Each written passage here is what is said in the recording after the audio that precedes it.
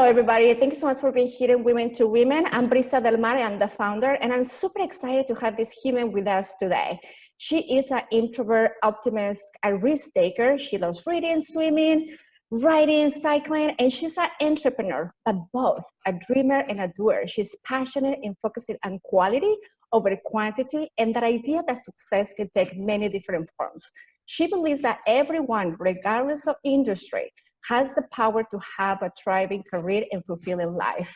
She's the founder of Kaye Publicity, a boutique PR company specializing in publishing and entertainment, and she coaches clients in how to identify and establish their unique brands. So please, let's welcome to Dana Kaye. Hi, thank you for having me. Thank you so much for being here. What was the aha moment that you said, this is what I want to do in the publishing industry? The seed was planted a while ago. I was a creative writing major at Columbia College. So in college, I thought I was going to write the great American novel and move to Europe and smoke galwas and do all those things. But when I started in my senior year, I took a freelance applications class, meaning it was teaching us how to be freelance writers and how to apply our skills as writers to other areas. We were taught to do grant writing. We were taught to write journalism pieces, features, reviews. And through that course, I had the opportunity to write book reviews. And I really enjoyed it. I really enjoyed reading and talking to other people about why the book is good, why they may enjoy it, the parts that I really enjoyed. And so through that class, I started freelancing as a book critic. My first gig was for the now defunct Punk Planet. It was an unpaid gig, but they only reviewed small presses. So that was the other thing I really liked, was that I was getting a chance to review books that many people hadn't heard of. And so I was reviewing senior year of college, and then when I graduated, I was freelancing. I was doing lots of book reviews, but also the grant writing and copywriting, the things that we do to pay the bills. And I knew that the freelancing part was getting to be a grind. It was a lot of chasing down new gigs, chasing down money. My main source of income was the Chicago Sun-Times. I reviewed for them, and they were declaring bankruptcy, and I was seeing the writing on the wall. And so I knew I needed something more stable. And so I looked inside and decided, what do I really love about book reviewing? And what I really loved was telling people what to read and exposing them to new books that they may have not heard of otherwise. And so I thought, okay, well, what else can I do that will grant me that will look like that? And publicity and marketing was the easy choice. And so I decided, okay, I'm going to do book publicity and book marketing. But how am I going to do that? I started applying for some jobs in New York, but I really didn't want to move to New York. You can see like my shirt and the stuff on my wall, like I'm a Chicago person. And so I decided, you know what, I'm going to do this myself. If I don't want to go to New York and move and work for someone else, I'm going to start the company here. And so that's what I did. And we're over 10 years. It was over 10 years ago. It was called Running from the Devil. It was a debut thriller by Jamie Fravoletti. I had known Jamie she's a Chicago author. I had known her from the writing community. Because I was a book critic, I was going to lots of these conferences and literary events in the city. So I had a good network of writers. And Jamie had sold her first book to HarperCollins. She told me that she was thinking of hiring an outside publicist. And in my role as a book critic, I worked with publicists all the time. They were pitching me things, sending me books, all of that. And so I said, okay, when you hire a publicist, you want to make sure he or she follows up. You want to make sure that they're not sending glitter and all these like little like tchotchkes with the books. And I was just telling her, look for this, watch out for this. And she just looked at me, she's like, well, can you just do it? Do you want to just do it? And so the next day we had breakfast and I wrote out a proposal and I said, this is what I think we should do. And her publicist at HarperCollins, I had known from my experience as a book critic, and she and I really liked each other. And so we really worked as a team. And so that was the catalyst for how it started. But what really made it took off, I had signed 30 clients in less than a year. So within a year, I had 30 authors on my roster. So we grew really fast. I at the time, now it's a we, I grew really fast. And so the reason I think it happened so quickly is because I was looking at different things that the in-house team wasn't doing. It seems really silly to talk about it now, but at the time, no one knew what Twitter was. This was in 2009, and Twitter had just launched in late 2007. So I'm telling the publishers, it's this platform where people can follow you. And they're like, follow? Oh, that's so creepy. And so that term wasn't common. And I would talk to them about these book bloggers who were reviewing books on their blogs, like their blogspot.com blogs, right, that everyone had. And so I was filling in these gaps left by the publishers. And I think that that's what really led a lot of authors to me, because they were like, oh, I hear you're doing this with Jamie, or Jamie just showed me this cool part. We did a partnership with Segoy running apparel that the publisher was like, I never would think of doing that. So everyone saw what we were doing, and they're like, we want to work with you to do that.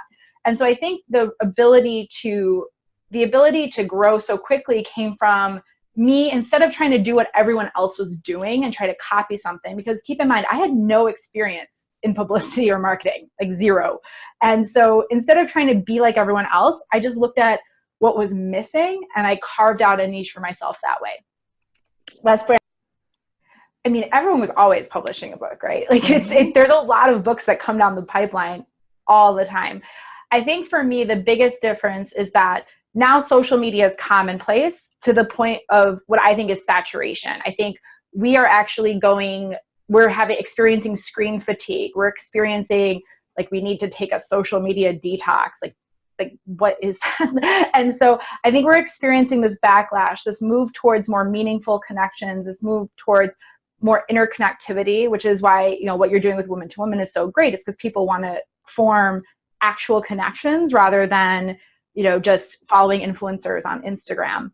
And so what's interesting is that, the book blogging thing is on the decline. Blogging in general is on the decline, but these Instagram, and for the past couple of years, bookstagrammers and booktubers, people with YouTube channels who talk about books, those are really on the rise.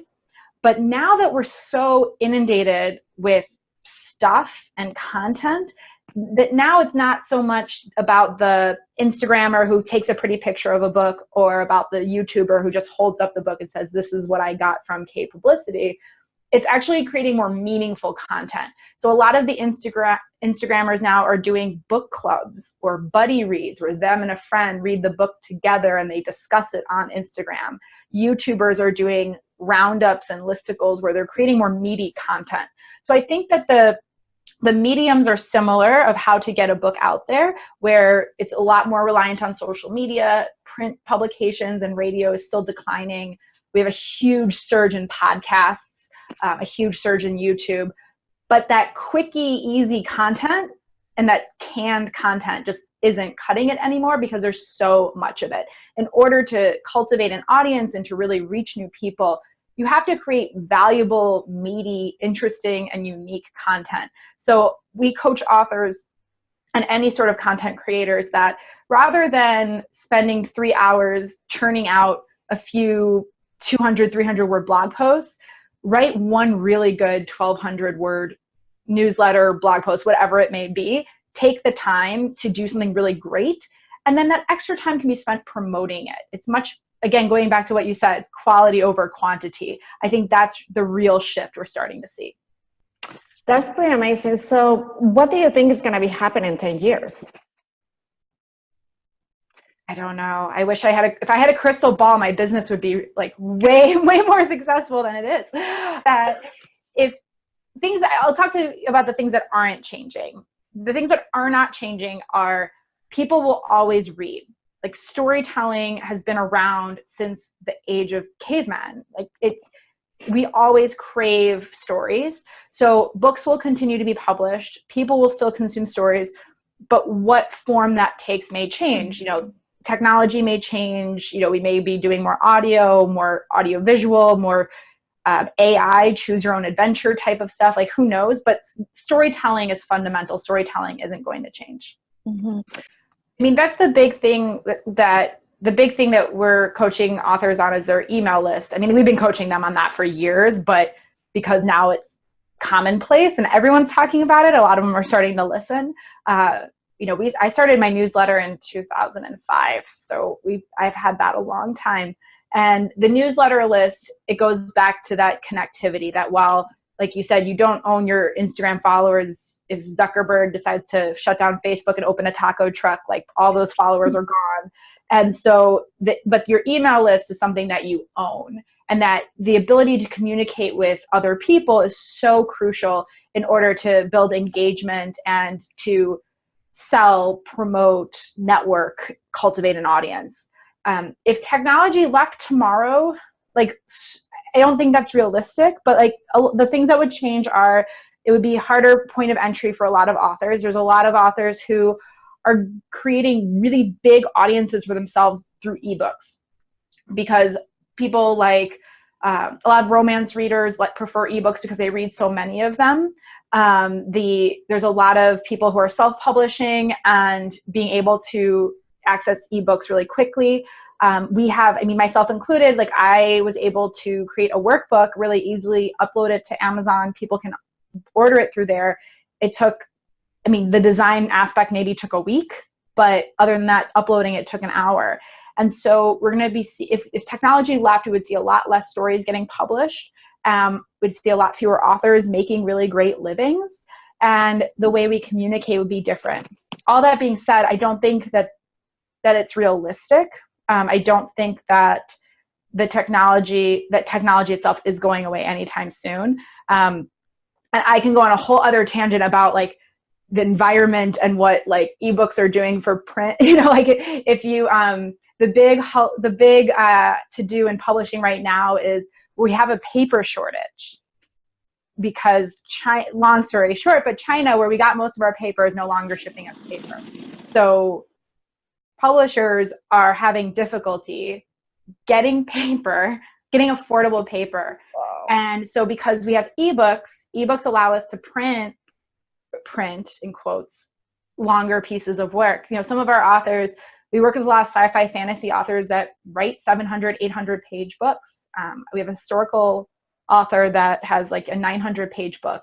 And so those things would change if it weren't for technology. So I hope the e-readers stick around, and I also hope we resolve this paper shortage sometime soon. The first is to really hone your craft. My biggest criticism of my industry right now is because it's so easy to publish, that there's an overemphasis on marketing and promotion and not enough on craft. So really taking the time to hone your craft, you need to type thousands of really bad words in order to get to the good ones. So like butt in chair, writing words, fingers on keyboard, pen to paper, whatever you need to do, and read books on writing. Read the kinds of books that you want to write, essentially. I think that things like Stephen King's On Writing is a fantastic book for just basics. The Elements of Style by Strunk and White. It's like this very thin book that's chock full of valuable information. And so the first is to really hone your craft. You could have the best marketing agency or plan in the world, but if book one is not good, no one's coming back for book two. So that's one. The second is to not write to the market. I saw so many writers I'm messing up on what year it was, but like writing vampire novels on the back of Twilight, or writing zombie novels on the back of Walking Dead. And then by the time they write it, that bubble's burst and it's gone. Really write what you're passionate about, write what you're being pulled towards, and don't write for the market, because the market is going to change too quickly. If you're going through a traditional publisher, it's going to be a 1.5 to 2 years from you finishing the manuscript to it hitting the shelves. So a lot can change in that time. Just write what you are pulled to write what you're passionate about. And then the third is to really develop a writing community, and a community of other writers and publishers or people in your space, because most writers, and actually most entrepreneurs, frankly, we operate in this little bubble. Like, I don't know about you, Brisa, like I'm at home, so I left my house to take my son to school and that's it. But like we operate in this little bubble. And so we sometimes forget like what's a good idea and what's not, or aren't sure about things, or we think we're sure about something and then we're not, or we only have ideas that we generate versus other people. And so I encourage everyone to meet other authors, find critique partners, find other business owners, find booksellers, librarians, bloggers, whoever it may be, that's inform your own community, your own literary community, and meet regularly either on Zoom or in person if you can, to network and trade ideas and just talk about books. Because I assume we all got into this because we really love books. And so even just having a group of people that you can meet up with and just share what you're reading, share what you're seeing, share other things you noticed, it's really valuable. So one of the things that I noticed when I was growing my business was, one, I was able to grow it really fast. And I was able to establish brand recognition really quickly. And so I do this for our authors, but what I started to look at it in my own business, like what made it different? Why was I able to do this? And there's a few fundamental reasons. One is I had a consistent messaging and consistent style over how I worked and who I worked with. People were really clear that if you want the traditional PR, the traditional publicist who's going to do newspapers and radio tours and all the normal things, that I wasn't the person. I was the person who was taking risks, trying new things, doing things differently, looking at the big picture. And so that attracted my ideal clients, and it also created referral streams for more of my ideal clients. So when I started looking at that, I realized there are a lot of entrepreneurs who don't do that, that they're hustling and taking every client that could potentially offer them money. They are really unclear on how they serve their audience and who they serve. It also was, I was getting invited to a lot of entrepreneur like online summits and other things for me to talk about my business. And I just realized that I could help other entrepreneurs do similar things as I have. So with that, I began creating a couple of online courses to help entrepreneurs. The first one is to help them establish their personal brand, identifying who they are and what they do, and then create a content strategy, develop their persona, which is part of it. Like, how do you talk about yourself? How do you act? How do you show up in the world? And then establish that out in the world. And then the other course I developed was the Master Networker, because I believe that networking, whether it's online or in person, is such a crucial part to business growth.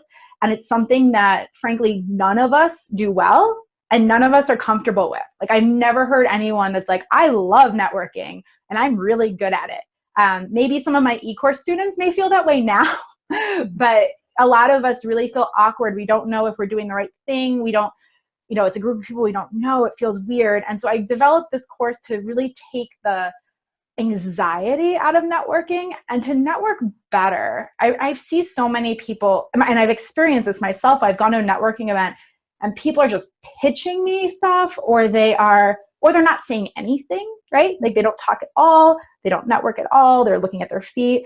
So that online course I was able to really teach people how to network well and gain their confidence.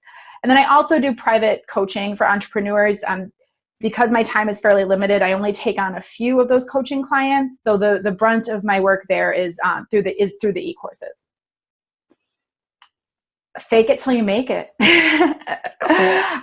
I think that I've always been, that's not true. I'm trying to think. I like to say I've always been a fairly confident person, but I don't think that's true. I've always been a passionate person. I have strong opinions. My wife and all of my clients call me a know-it-all. I have to fight the know-it-all syndrome a lot. And so I don't think I've always had confidence, but I've always been really passionate. And I think sometimes that masks, the passion masks any insecurities. So when I coach people through this idea of, oh, I'm too new, how can I serve these people? Or I'm not sure if I'm ready to sell, or all of these objections that we get, I take them back to their passion. Why did you start your business in the first place? It's just like when you ask me, like, what was the aha moment, right? And I was like, I really love telling people what to read. Like, don't take me to a party and ask me, what are you reading or what should I read next? Because I'll just like, I love matchmaking. I love hearing like, what was the last five books you loved? And here are your next 5 books you need to read. That's what really lights me up. And that gives me confidence. So I think for anyone who's struggling with that confidence issue, you can take all the e-courses, you can like be coached, you can do all those things. But ultimately it's coming back to what lights you up and what you're passionate about. And if you focus on that passion, it's going to mask any insecurities you may have. I just think there's so many people writing books in general. I think that if you look at statistically the amount of the population that identifies as LGBTQIA something plus, I think that percentage is very small in comparison to the whole, right? And so I think that percentage is aligned with the amount of books being published. That's my gut. I also will say that I don't market myself as an expert in LGBT publishing, but when people see my photo, you know, and my dog and my Birkenstocks and, you know, a Brandi Carlile poster or whatever it is, like I give them the hint that they see themselves in me. And so I think that I attract a lot more LGBT clients. So I think I may be biased because I see a lot of our clients, a lot of our client base is either queer, I'll say queer, I identify as queer, or writing queer characters or whatever that may be. And so I think I may see a lot more of it. And it tends to be a spiral. So when you see, if you go to my website and you see, oh, there is a lesbian YA author and a gay mystery writer and a bi thriller author, and you see yourself in those people, you're more likely to sign on. So I see a lot more. And frankly, I just also see a lot more books, like a lot more people writing books in the self-help space and the nonfiction space, especially. A lot of the entrepreneurs, it used to be very siloed where I worked with authors and entrepreneurs. And now it kind of weaves in and out because all our entrepreneur clients want to write books. And a lot of our authors view their business as an entrepreneur should. So there's a lot of, I would say, overlap. So I may be biased because, like I said, I have my photo on my website. I'm very active. Me and my wife appear on my Instagram page all the time. So I think I attract more queer writers. And so maybe I feel like, yeah, there are tons of queer writers. But maybe the rest of the publishing community doesn't feel that way because they're not attracting them. Say it. So I think that if you look for it, you'll find it. Honestly, I think that there are a lot of people writing in this community. I also think that if you're on Twitter and want to follow Own Voices or LGBT Voices or We Need Diverse Books, LGBTYA, these different hashtags that are popping up to fuel this conversation, you can follow them and you're going to see all the authors, and you may be surprised at how many authors there are. Wow. And what's interesting is we had a call with one of our clients. He's a sci-fi fantasy, a queer, or I think he identifies as gay, sci-fi fantasy writer. And he was like, do you know any other gay sci-fi fantasy writers? And I was like, okay, I know thriller authors, I know contemporary YA, I know this, I know that. And I was like, I don't think I do. And then I go on and search, and there's tons of them. So like, wow. I may not know, but if you follow these hashtags or follow other people, you can easily find them. But I think the hashtags of We Need Diverse Books, LGBTYA, Own Voices is big because then it's gay or LGBT characters written by LGBT authors. So those are ways that you can start finding that community. Oh, that's interesting. Okay, do you see it? What is a skill you'd like to learn and why? Oh, I have so many. I'm a perpetual learner. Like I love learning new things so much. And so I actually have to hone back a little bit on like what I take on. So right now, I learned the last kind of project I took on was video editing. We wanted to do more YouTube stuff. We wanted to do more speaker reels, more things for our clients. And so I just learned that. I won't call myself a pro, but I can hold my own. I can produce a nice YouTube video. I think the next thing I want to learn is my family all lives in Israel, and I have lost most of my fluency in Hebrew. When I go back there to visit, I can hold my own kind of, but I do not feel confident to keep up with my very fast talking family if they're all speaking in Hebrew. And so I want to on my list is to get back to, I have a Rosetta Stone that I'll start with. And then there's a program called Ulpan, which is an intensive language course for Hebrew, so that once I'm at a certain level, I can try to go to that. So I think that's my next project, is becoming fluent in Hebrew. Wow. We need to have another conversation when you speak in the language. Yeah, right. What kind of support are you looking? I think what I want is a lot more engagement and feedback about the challenges and objections and things that people are having. So if you go to brandingoutsidethebox.com, you can sign up for I have a bi-weekly newsletter, and each newsletter is an article. It's all value. It's not promotional. And it's always a call to action to share something. So if you're able to sign up for the newsletter and share feedback, that is extremely helpful. And same goes for Instagram. I'm on Instagram at DanaK23, the number 2 and 3. And I always have a call to action in my posts. And I think that, especially like what you said on social media, we scroll.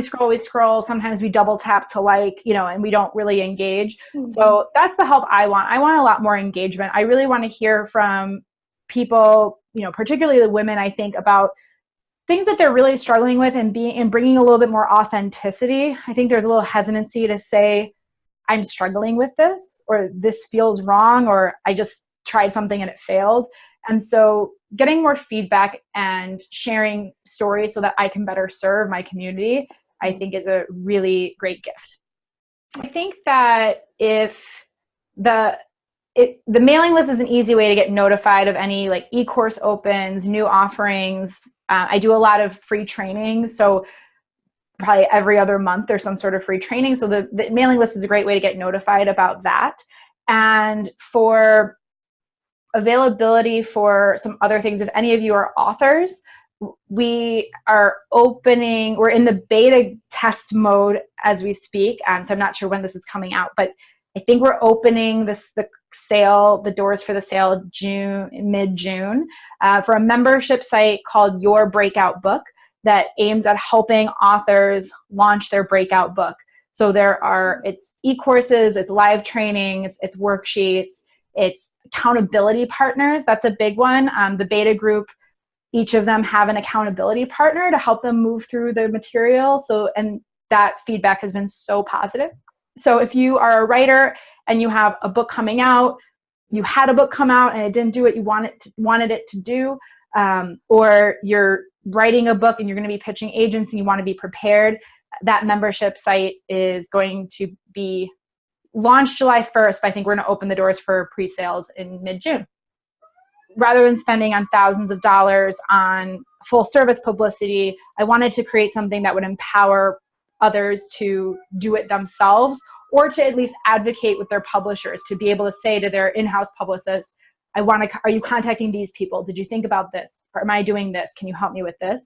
And to just create that confidence, right? To be able to advocate for themselves at a much more affordable rate. So it's going to be $49 a month, which is significantly lower than our publicity services.